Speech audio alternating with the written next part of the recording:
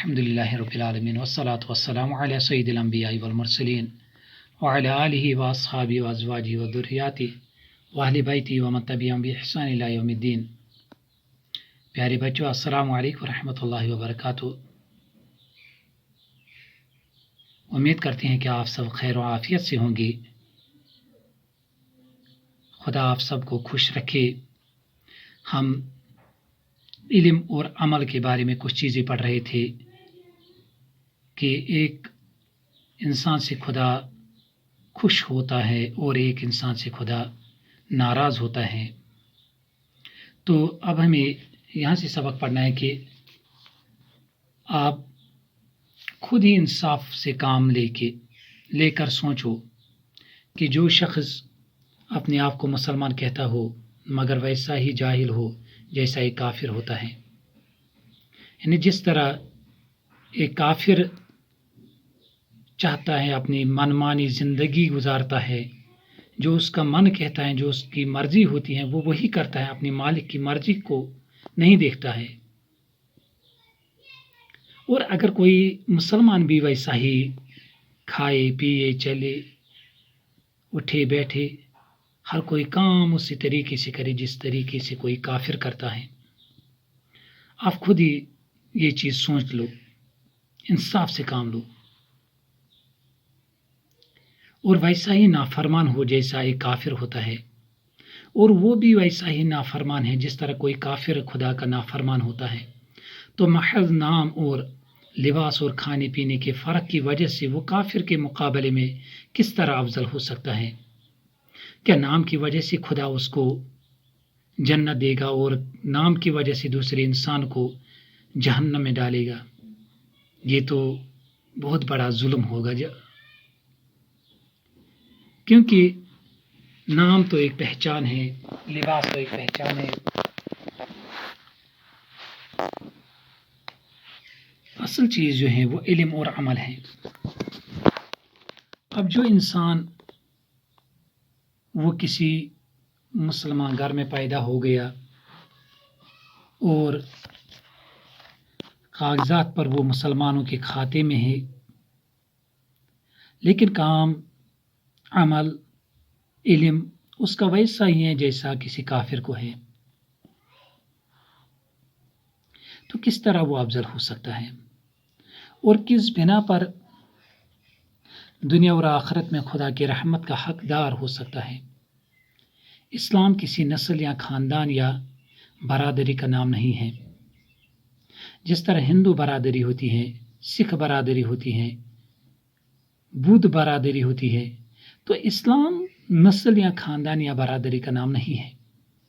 یہ وراثت میں نہیں ملتی ہے۔ اسلام ایمان وراثت میں نہیں ملتا ہے کہ اس کا باپ مسلمان تھا تو اس کا بیٹا بھی مسلمان ہو، نہیں، ایسا نہیں سوچنا۔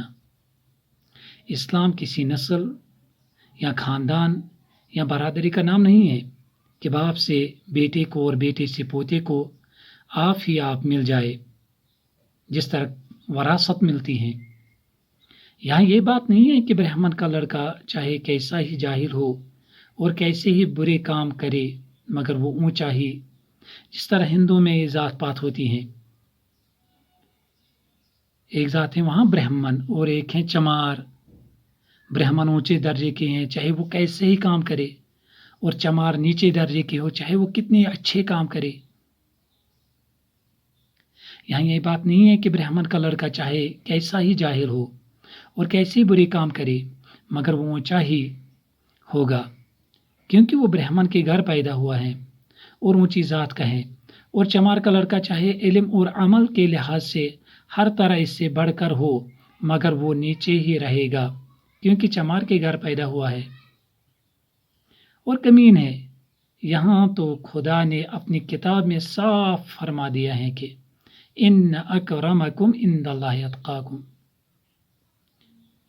یعنی جو خدا کو زیادہ پہچانتا ہے اور اس کی زیادہ فرما برداری کرتا ہے وہی خدا کے نزدیک زیادہ عزت والا ہے۔ اب یہاں یہ سب چیزیں ختم، جو جتنا اللہ کو جانتا ہے اور اللہ کی فرما برداری جتنی زیادہ کرتا ہے تو اللہ کو اسی سے زیادہ محبت ہے. اللہ کے نزدیک وہی اکرم ہے، وہی پسند ہے اللہ کو. دیکھیے حضرت ابراہیم علیہ السلام، حضرت ابراہیم ایک بت پرست کے گھر پیدا ہوئے. اس کا باپ جو تھا بت پرست ہی نہیں، وہ بت تراشتا تھا. وہ خود ہی اپنے ہاتھوں سے بتوں کو بناتا تھا اور اس کے بعد ان کے سامنے سجدے کرتے تھے، ان سے منتیں مانگتے تھے. اس سے نفع اور نقصان کا مالک انہوں نے ان کو سمجھا تھا. مگر انہوں نے خدا کو پہچانا. کس نے؟ حضرت ابراہیم علیہ السلام نے خدا کو پہچانا اور اس کی فرما برداری کی. ایک تو پہچانا اور اس کے بعد اس پر عمل کیا جو اللہ نے اس کو کہا. اس لیے خدا نے ان کو ساری دنیا کا امام بنا دیا. کتنی آزمائشیں آئی حضرت ابراہیم پر، کتنی مصیبتیں اور کتنی تکالیف جھیلے حضرت ابراہیم نے.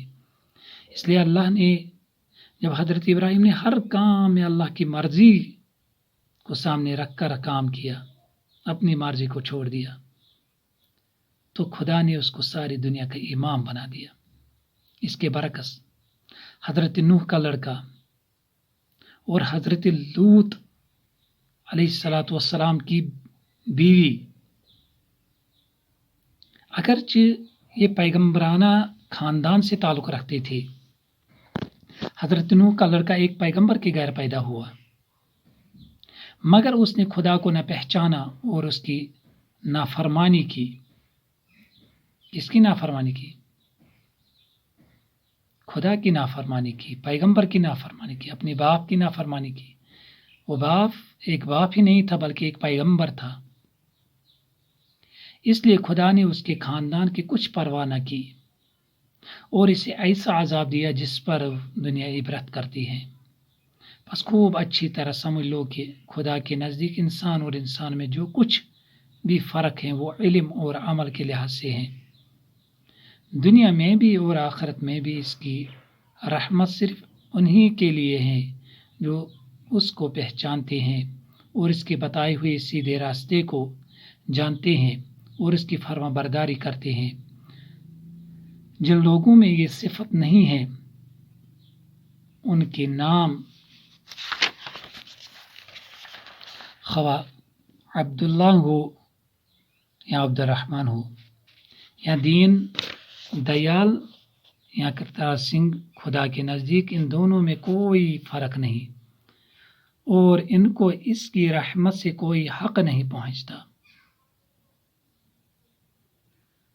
جو صرف اور صرف نام کے مسلمان ہیں اور ان کا عمل اور ان کا علم کافروں سے بدتر ہوتا ہے، تو ایسے مسلمان اللہ کو پسند نہیں ہے.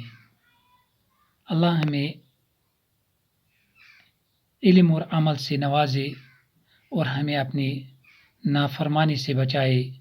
اللہ ہم کو سیدھا راستے کی توفیق عطا فرمائے اور ہمیں ہدایت فرمائے. آمین یا رب العالمین.